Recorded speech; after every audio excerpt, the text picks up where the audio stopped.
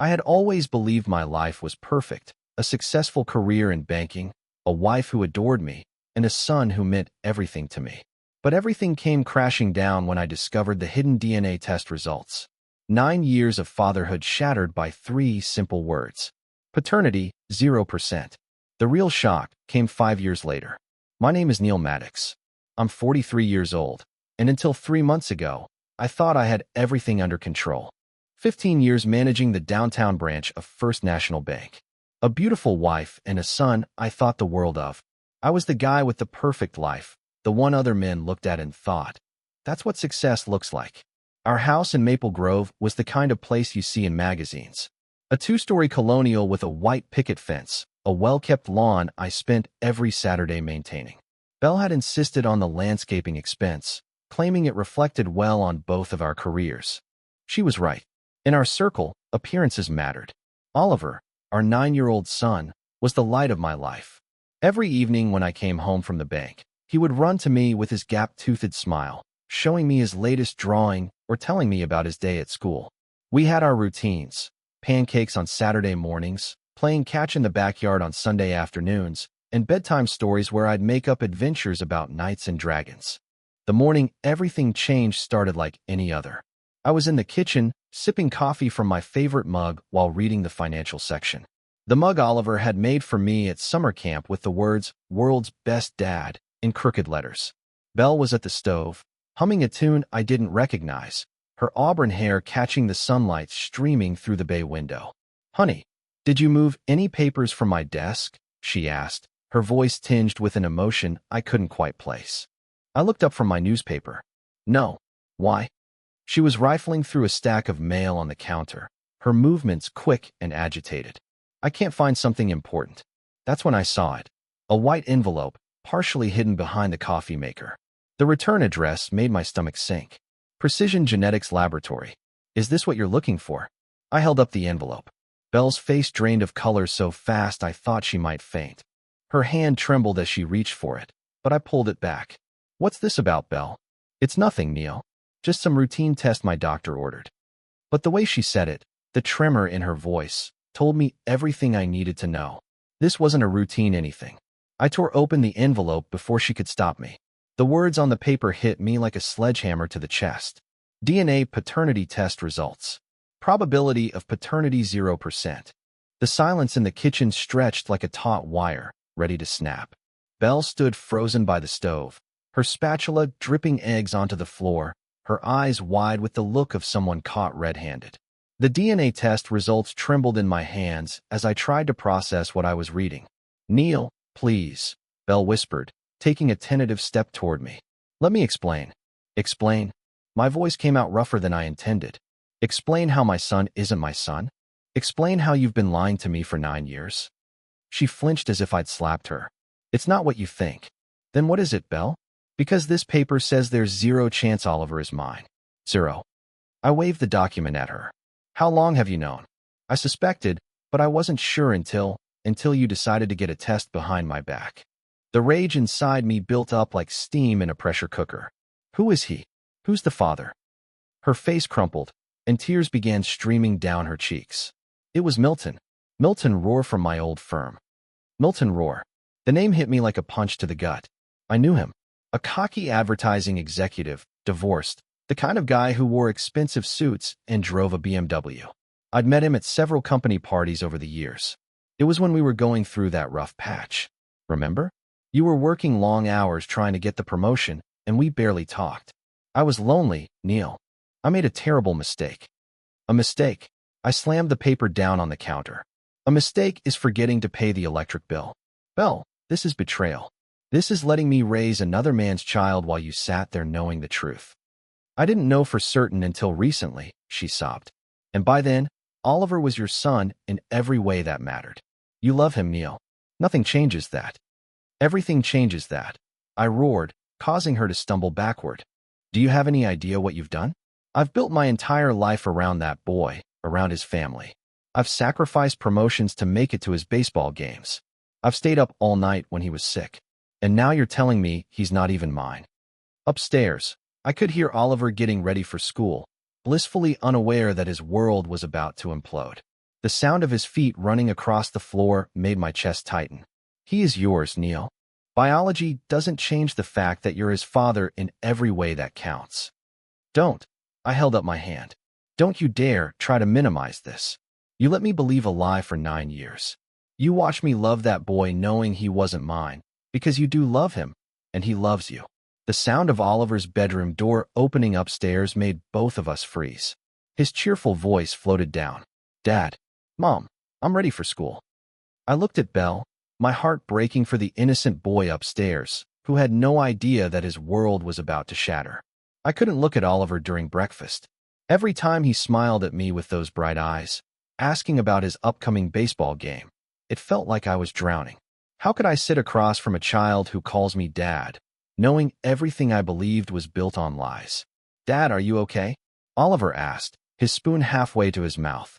You look funny. I'm fine, buddy, I managed to say, though my voice sounded hollow, even to myself. Belle kept shooting me desperate glances, silently pleading with me not to ruin her son's world right there at the breakfast table. But the weight of the truth was crushing me.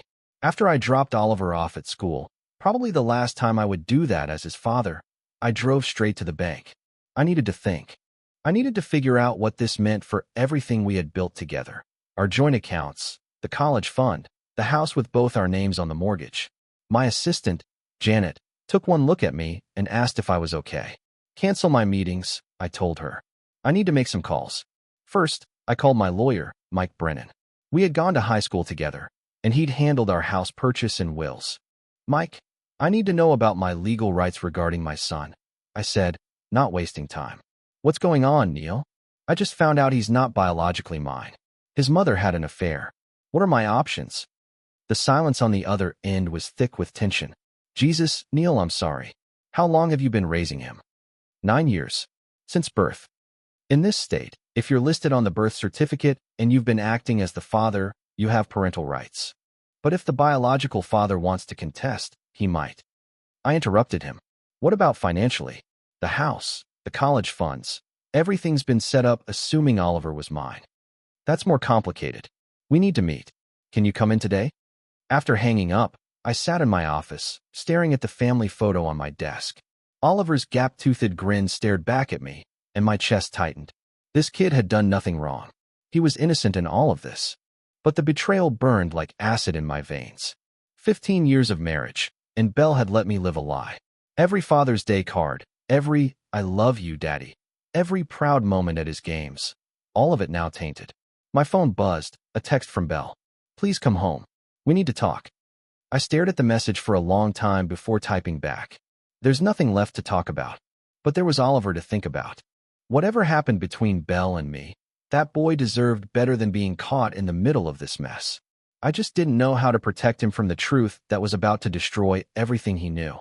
That evening, I sat in my home office, surrounded by financial documents, trying to untangle 15 years of shared assets. The joint checking account, the savings, Oliver's college fund. Everything was interconnected like a spider web, and I was about to tear it all apart. Belle knocked softly on the door. Neil, Oliver's asking why you missed dinner. I didn't look up from the papers. Tell him I'm working. We can't keep avoiding this conversation, she said. I finally raised my head. What conversation, Belle? The one where you explain how you've been lying to me for nearly a decade? Or the one where you tell me how sorry you are for letting me believe Oliver was mine? She stepped into the room, closing the door behind her. I am sorry. You have to believe that sorry doesn't fix this, I said, gesturing to the documents spread across my desk. Do you have any idea what this means financially? The house, the insurance policies, the trust fund. It's all assuming Oliver is my biological son. Money isn't what matters here, isn't it? I stood up, my patience finally snapping. I've been planning for his future for 9 years. Belle, college tuition, wedding fund, everything a father saves for his son. Now I find out he's not even mine. He is yours in every way that matters, she whispered. Stop saying that. I slammed my hand on the desk. Biology matters. Legal paternity matters. And you've taken both away from me. Her face crumpled. What are you saying? I'm saying I can't do this anymore. I can't sit at that dinner table pretending everything's normal. I can't read him bedtime stories knowing his real father is out there somewhere, probably not even caring that he exists. So what? You're just going to abandon him? The accusation hit like a slap. I'm not abandoning anyone, but I need time to figure out what this means, what my legal rights are, what kind of future we're all looking at. And in the meantime, what do I tell Oliver? I looked at her for a long moment. This woman I had loved and trusted for 15 years. Tell him the truth. Tell him his father needs some time to think. That night, after Oliver had gone to bed, asking why Daddy seemed sad, I packed a bag. I couldn't stay in that house, sleeping next to the woman who had betrayed me, listening to the boy who wasn't mine, breathing softly in the next room. I checked into a hotel downtown, paying with cash so there'd be no record. For the first time in years, I was completely alone with my thoughts. In the silence of that sterile hotel room, something terrifying dawned on me. I had vanished after learning that my wife's baby wasn't mine. I disappeared from the life I thought I knew, and now I had no idea how to find my way back. I had been staying at the Marriott downtown for 3 days when my phone rang. The caller ID showed my mother-in-law's name, Patricia Sinclair. I almost didn't answer, but something made me pick up. "Neil, we need to talk," Patricia said, her voice carrying a weight I'd never heard before. "If Belle sent you to convince me to come home, she doesn't know I'm calling. Meet me at Riverside Diner in an hour." Against my better judgment, I went. Patricia was already there when I arrived, sitting in a corner booth with her hands wrapped around a coffee cup. At 68, she still held herself with elegance, but today, she looked every bit of her years. "You look terrible," she said as I slid into the seat across from her. "Thanks. That's exactly what I needed to hear." Patricia studied me for a long moment. "How much did Belle tell you about the affair?" "Enough. Milton Rohr, her old firm, 9 years ago during our rough patch." I signaled the waitress for coffee. "Why?" "Because there's more you need to know." My stomach dropped. "What kind of more?" Patricia took a shaky breath. "I knew about the affair when it happened. Belle came to me crying, scared she was pregnant, but didn't know who the father was." The coffee cup stopped halfway to my lips. "You knew this whole time. You knew Oliver might not be mine." I told her to tell you the truth. I begged her to be honest before you got too attached to the baby, but she didn't listen. She was terrified you'd leave her. And when Oliver was born, Patricia's voice broke. "He looked so much like Milton. I knew. We both knew." I set the cup down hard, spilling coffee onto the table. "You've watched me be a father to that boy for 9 years, knowing he wasn't mine. You've sat at Christmas dinners, birthday parties, family gatherings, watching me love a child that isn't mine. You are that child's father, Neil. Biology doesn't." "Don't give me that line," I snapped, causing other diners to glance over. "Everyone keeps saying biology doesn't matter, but it's the only thing that matters. It's what determines legal rights, inheritance, medical history, everything." Patricia reached across the table, but I pulled my hands away. "There's something else." My blood turned to ice. "What do you mean, something else?" "Milton has been asking about Oliver." "What?" "He's been calling Belle. He knows about the paternity test results. He wants to meet his son." The diner suddenly felt too hot, too crowded. "How does he know about the test?" "Belle." She thought if he knew, he might want to be involved, help with support. "She's been talking to him behind my back." I felt like I was drowning. While I'd been building a college fund, planning for Oliver's future, she had been in contact with his real father. "Neil, you have to understand." "I don't have to understand anything." I stood up abruptly. "Your daughter has been lying to me for 9 years, and now you're telling me she's been setting up meetings with Oliver's biological father. What's next? Are they planning to play house together?" Patricia's face crumpled. "I'm sorry, Neil. I should have made her tell you years ago." "Yes, you should have. But you chose to protect your daughter instead of doing what was right." I threw a $20 bill on the table and headed for the door, but Patricia's voice stopped me. "Milton wants joint custody." "Patricia, Belle's scared he'll take her to court." I turned back slowly. Then maybe she should have thought about that before she started this mess.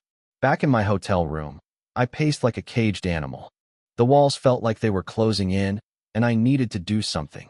Anything, to regain control of my life. That's when I remembered something from my banking days. Milton Rohr's company had been shopping for commercial loans. I made some calls, pulled a few strings, and within hours, I had the inside scoop on Rohr and Associates' financial situation.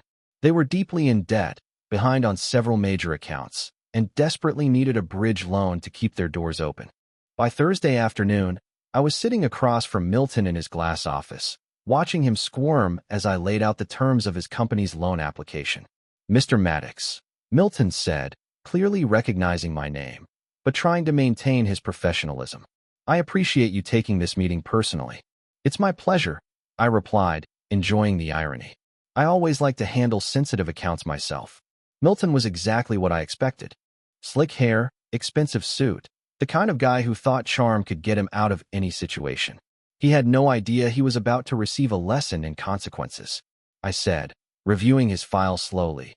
"You're requesting a $2 million bridge loan to cover operational shortfalls and outstanding vendor payments." "That's correct. We're confident we can turn things around with the right financial backing," he responded confidently. I leaned back in my chair, studying him. "Tell me, Milton, how do you handle personal responsibility when you make mistakes? Do you own up to them, or do you let others deal with the consequences?" His smile faltered slightly. "I'm sorry, I don't understand the relevance." "Oh, it's very relevant," I said, now leaning forward. "You see, we've had some bad experiences with borrowers who lack integrity in their personal lives. It tends to carry over into business dealings." Milton shifted uncomfortably in his chair. "Mr. Maddox, if there's something specific you'd like to know about our business practices." "Actually, there is." I closed the file and looked him straight in the eye. "I'd like to know why you think you deserve a loan from the bank where I work when you've been sleeping with my wife and fathering children you don't support." The color drained from Milton's face. I don't know what you're talking about." "Sure you do. Bill Maddox. Oliver Maddox. Ring any bells?" Milton's hands began to shake. "Look, I didn't know she was still married." "When you what? When you had an affair with a married woman? When you got her pregnant? When you disappeared for 9 years while I raised your son? I didn't know about the boy until recently. But now you do? And now you want to be daddy all of a sudden." I stood up and straightened my tie. "Here's what's going to happen, Milton. Your loan application is denied. Your company is going to fold within 6 months. And if you come anywhere near my family, I'll make sure every bank in this city knows exactly what kind of man you are." Milton jumped to his feet. "You can't do this. This is a personal vendetta." "You're damn right it's personal," I said coldly. "You destroyed my family. Now I'm returning the favor." I walked toward the door, but paused. "Oh, and Milton, stay away from Oliver. He already has a father." The panic in Milton's eyes as I left his office was worth every sleepless night I'd endured since finding that DNA test. Some battles are fought in courtrooms. Others are fought in boardrooms. And sometimes, the best revenge is simply being better at the game than your opponent. 6 months after I destroyed Milton's loan application, he made good on his threat. The custody papers arrived on a Tuesday morning, delivered by a process server who seemed almost apologetic for disrupting my breakfast at the hotel restaurant. "Petition for establishment of paternity and joint physical custody," I read aloud to my lawyer, Mike Brennan, later that morning in his office. "He's got grounds," Mike said grimly, reviewing the documents. "DNA evidence, biological paternity, and a decent argument that he's been financially supporting the child." "Supporting him? How?" "He's been broke for months." "Apparently, not anymore. Look at Exhibit C." I scanned the financial documents Milton had submitted. Bank statements showing regular deposits, a new job at a larger firm, and evidence of child support payments to a separate account Bell had opened. "Son of a, he's been planning this," I muttered. "It gets worse. He's claiming you've been deliberately interfering with his attempts to establish a relationship with Oliver." "Damn right I have." Mike looked at me seriously. "Neil, I need you to understand something. In the eyes of the law, Milton Rohr is Oliver's father. You've been acting as the father, which gives you some rights, but his biological claim is stronger." "So what are you saying?" "I'm saying we need to be strategic. This isn't about winning or losing anymore. It's about what's best for Oliver." The custody hearing was scheduled for the following month. In the meantime, I had to watch Milton exercise his court-ordered visitation rights, picking up Oliver every other weekend like he had some natural right to the boy I'd raised. The first time I saw them together, I was sitting in my car outside Oliver's school. Milton pulled up in a new BMW. Apparently, his finances had improved dramatically, and Oliver ran to him with genuine excitement. "Mr. Milton," Oliver called out, using the formal address Bell had obviously coached him to use. Watching them drive away together felt like having my heart ripped out with rusty pliers. This stranger was bonding with my son, creating new memories, while I sat on the sidelines. That evening, when Belle brought Oliver home, I was waiting in the living room. "How was your day with Mr. Milton?" I asked Oliver, trying to keep my voice neutral. "It was awesome, Dad. He took me to the aquarium, and we saw sharks. He knows everything about marine biology. And he said, maybe next time we can go to the science museum." Each word was like a knife twist. "That sounds great, buddy. He's really smart, Dad. Almost as smart as you. Almost as smart as me." The comparison hurt more than I wanted to admit. After Oliver went to bed, I confronted Belle in the kitchen. "You're coaching him to like Milton." "I'm helping him adjust to having another important adult in his life," she said defensively. "Important adult?" 3 months ago, Oliver didn't even know Milton existed. "And whose fault is that?" Belle snapped. "Maybe if you hadn't spent the last 6 months trying to destroy Milton's life, they could have had a normal introduction." "Normal? There's nothing normal about this situation, Belle. Nothing normal about a 9-year-old boy suddenly having 2 fathers because his mother had an affair." The slap came so fast I didn't see it coming. My cheek stung, but not as much as the truth of what I'd just said. "Don't you ever speak to me like that again," Belle hissed. "I made a mistake, Neil. One mistake, and I've been paying for it every day for 9 years. So have I." The difference was, I hadn't known I was paying for it. The custody hearing was a nightmare. Milton's lawyer painted me as a vindictive ex-husband using Oliver as a pawn in my war against his biological father. My lawyer tried to argue that I was the only father Oliver had ever known, but the judge seemed more interested in biological rights than emotional bonds. "Mr. Maddox," Judge Harrison said during my testimony, "while I appreciate the role you've played in Oliver's life, the court must consider the biological father's constitutional rights to his child." "Your Honor," I replied, trying to control my anger, "Oliver doesn't know Milton as his biological father. He thinks of him as a family friend. Suddenly forcing them into a father-son relationship could be psychologically damaging." "That's exactly why we're here," Milton's lawyer interjected.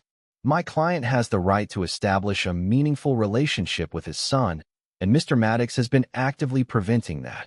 The judge awarded Milton supervised visitation every other weekend, with the possibility of overnight visits after 6 months if the relationship progressed well. I was granted continued custody as the psychological father, but the writing was on the wall. That night, I did something I'd never done in my adult life.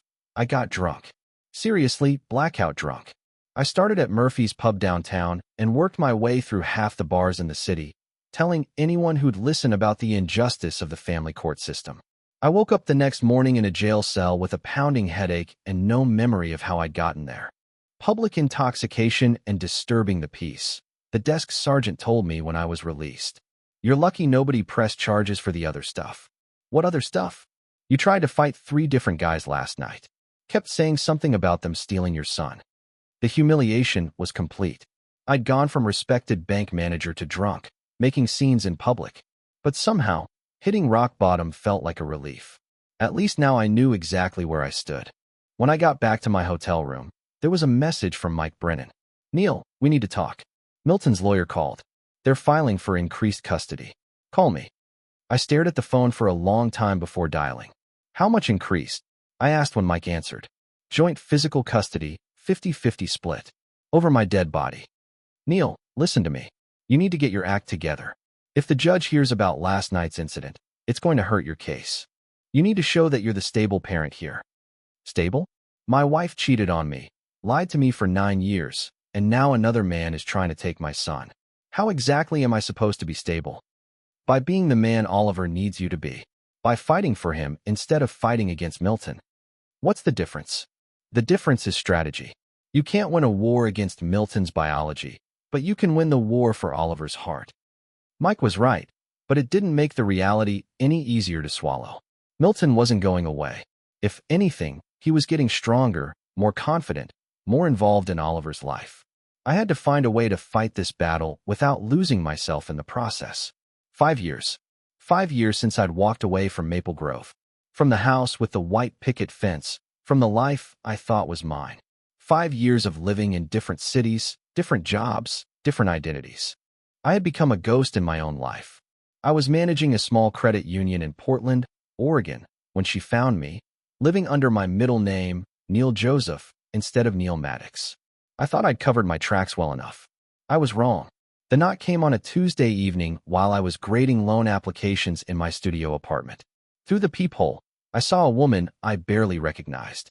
Belle stood there, older, grayer, wearing the kind of tired expression that comes from years of carrying guilt. "Hello, Neil," she said when I opened the door.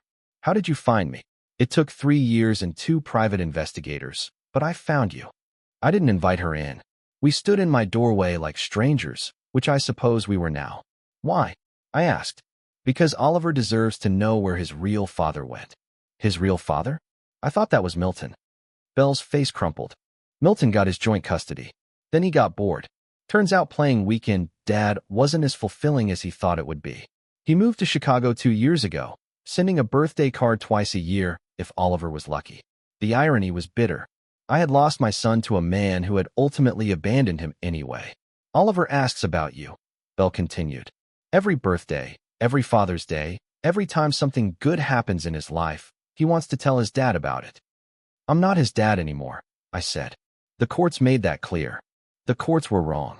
She pulled out her phone, showing me a picture of a 14-year-old boy who looked exactly like I had at that age. "Look at him, Neil. Really look." I stared at the photo. Oliver had grown tall, gangly, with my stubborn chin and my mother's eyes. He was wearing a Little League uniform, holding a trophy, grinning with gap-toothed pride. "He made varsity as a freshman," Belle said softly. "First freshman in school history. He wanted you to know." My chest tightened. "Belle, why are you here?" "Really?" "Because I need to tell you something I should have told you years ago." She took a shaky breath. "I had another paternity test done last year. A legitimate one, not the fake one Milton paid for." The world tilted. "What? Oliver is yours, Neil. He's always been yours." Milton bribed the lab technician to falsify the first results. He wanted me back, and he knew if you thought Oliver wasn't yours, I'd have no choice but to rely on him. I grabbed the doorframe to steady myself. "Are you telling me?" "I'm telling you that my biggest mistake wasn't the affair. It was believing Milton when he showed me those fake DNA results. It was letting you walk away thinking you weren't Oliver's father." The rage that flooded through me was unlike anything I'd ever experienced. 5 years. 5 years of exile, of believing I'd raised another man's child, of watching from a distance as my son grew up without me. You destroyed my life over fake test results. Milton destroyed all our lives. But I let him, and I've spent every day since trying to find a way to make it right. The flight back to my hometown felt like traveling through time. Everything looked smaller than I remembered, but the house on Maple Grove still had its white picket fence, though the paint was chipping now. Oliver was waiting on the front porch when my taxi pulled up. 5 years had changed him from a boy into a young man. But when he saw me step out of the car, he was 9 years old again. "Dad," he called out, uncertainty in his voice. "Yeah, buddy. It's me." He ran to me then. This 14-year-old kid who should have been too cool to hug his father, but instead wrapped his arms around me like he was afraid I'd disappear again. "I knew you'd come back," he whispered into my shoulder. "I always knew." That evening, the 3 of us sat in the living room that had once been our family sanctuary. Oliver curled up between Belle and me on the couch like he used to when he was small. "What happens now?" Belle asked. I looked at my son. My real son. My biological son.